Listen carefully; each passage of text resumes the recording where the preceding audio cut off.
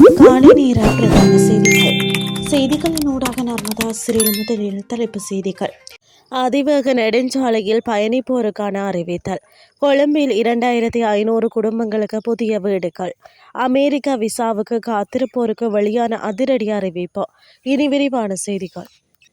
தெற்கு அதிவேக நெடுஞ்சாலையின் கலனிகம மற்றும் தொடங்கொட இடைமாறலுக்கு இடைப்பட்ட பகுதியில் போக்குவரத்து மட்டுப்படுத்த உள்ளதாக அறிவிக்கப்பட்டுள்ளது.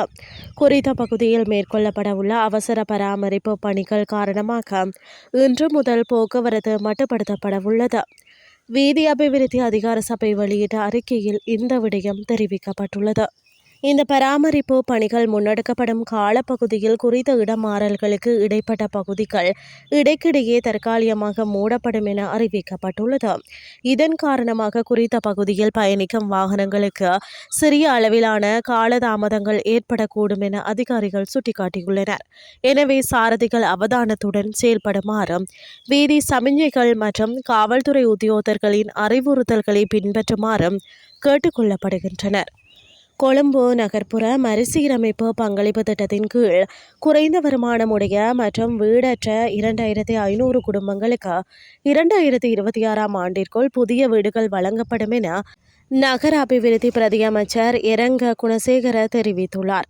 நேற்று கொழும்பில் 14 ஸ்ரீமாவோ பண்டாரநாயக்க மாவட்டத்தில் கட்டுமானத்தில் உள்ள ஸ்டேடிகம வீடமைப்பு தொகுதியை நேரில் பார்வையிட்ட போதே அவர் இதனை கூறியுள்ளார்.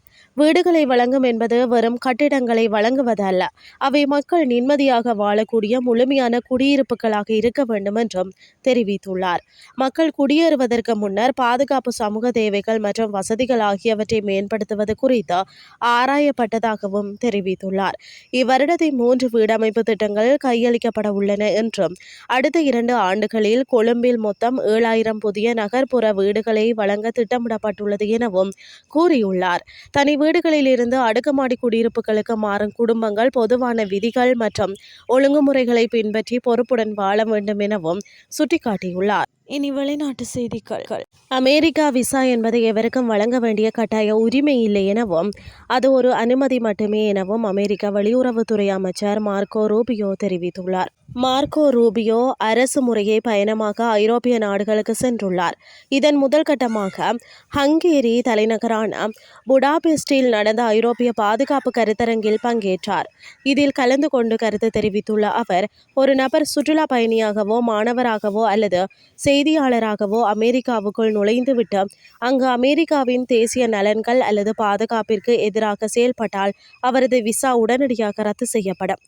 விசா விண்ணப்பதாரர் இத்தகைய செயல்பாடுகளில் ஈடுபட வாய்ப்புள்ளதாக குடியுரிமை அதிகாரிகளுக்கு சந்தேகம் வந்தால் அவருக்கு விசாவே வழங்கப்படாது என தெரிவித்துள்ளார்.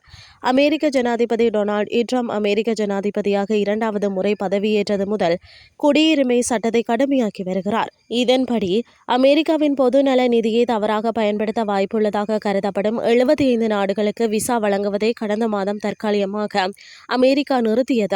இதில் ரஷ்யா, ஈரான், சோமாலியா, கியூபா மற்றும் வங்கதேசம் போன்ற நாடுகள் அடங்கும்.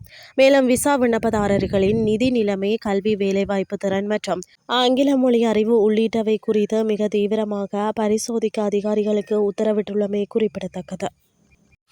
இத்துடன் செய்திகள் யாவும் நிறைவடைகின்றது. அடுத்த இரவு 8:30 எதிர்பாருங்கள். நன்றி.